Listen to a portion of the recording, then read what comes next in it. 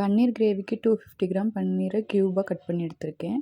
4 பெரிய வெங்காயம், 2 தக்காளி, ஒரு பெரிய வெங்காயத்தை இந்த மாதிரி க்யூபாக கட் பண்ணி வச்சுருக்கேன். 5 பல் பூண்டு, 2 துண்டு இஞ்சி. கடாய் சூடானதும் 1 ஸ்பூன் கொத்தமல்லி, 1 பிரியாணி இலை, 2 துண்டு பட்டை, 3 கிராம்பு, 1 ஸ்பூன் சீரகம், 1 ஸ்பூன் மிளகு, ஒரு 5லிருந்து 6 வரமிளகா போட்டு நல்லா ட்ரை ரோஸ்ட் பண்ணிக்கோங்க.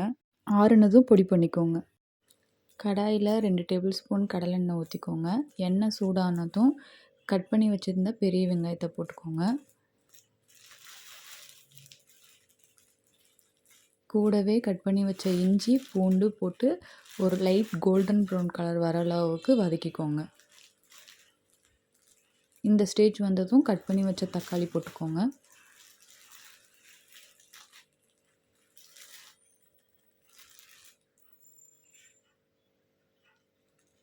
தக்காளி நல்லா வதங்கினதும் ஒரு 1/4 கிளாஸ் தண்ணி ஊற்றி மூடி வச்சுக்கோங்க. ஏன்னா மூடி வைக்கும்போது தக்காளி வெங்காயமும் நல்லா வதங்கி வரும். இந்த அளவுக்கு வதங்கினதும் அடுப்பை ஆஃப் பண்ணிவிட்டு நம்ம பொடி பண்ணோம் இல்லையா, அந்த பொடியை போட்டு இதை நல்லா ஆற வச்சு மிக்ஸி ஜாரில் போட்டு அரைச்சி எடுத்துக்கோங்க.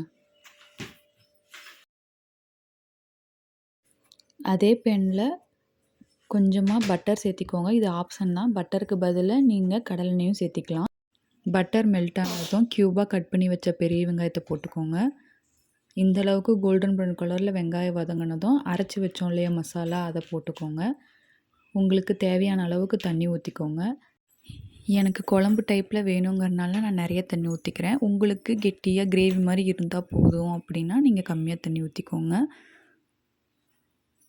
1 ஸ்பூன் மஞ்சத்தூள், 1 ஸ்பூன் வரமிளகாத்தூள், தேவையான அளவு உப்பு நல்லா கலக்கிக்கோங்க. ஒரு கொதி வந்ததும் மூடி போட்டு 10 நிமிஷம் விட்டுருங்க.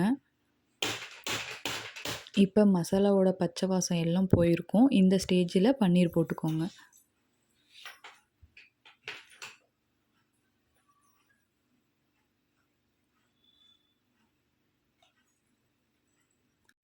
மூடி வச்சு ஒரு 5 நிமிஷம் ஹை ஃப்ளேம்லேயும் அதுக்கப்புறம் ஒரு 5 நிமிஷம் லோ ஃப்ளேம்லேயும் வச்சிங்கன்னா பன்னீர் கிரேவி ரெடி.